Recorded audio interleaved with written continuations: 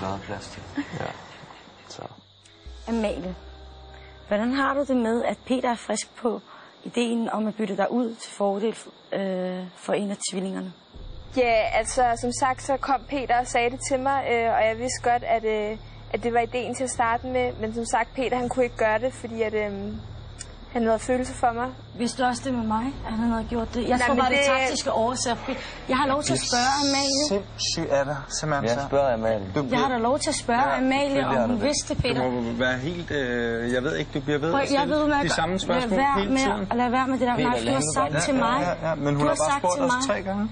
Jamen, du har sagt til mig, at du overhovedet ikke er kommet med det tilbud, og det passer ikke. Jeg siger ikke, at du ville spille sammen med mig. Det bliver dumt af mig. Hvorfor jeg har noget grund til en brækker, nu snakker jeg. Lad mig snakke færdig. Du snakker hele tiden. Peter, lad mig snakke fucking færdig. Ja, jeg lader dig, jeg snakker ordentligt til dig. Jeg snakker ordentligt til dig, Peter. Jeg snakker som en perker, eller hvad? Peter, det var meget over grænsen, det der. Hvorfor?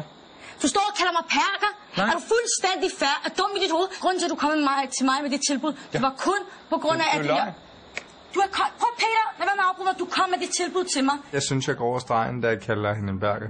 Men omvendt, hun snakkede altså også som en udlænding nu gør. Altså, kan vi ikke bare tage den stille og roligt, uden at råbe og skrige? Men Peter begyndte at svine mig til, og begyndte at kalde mig perker, og så begynder jeg at hisse mig op, fordi det synes jeg er meget klamt.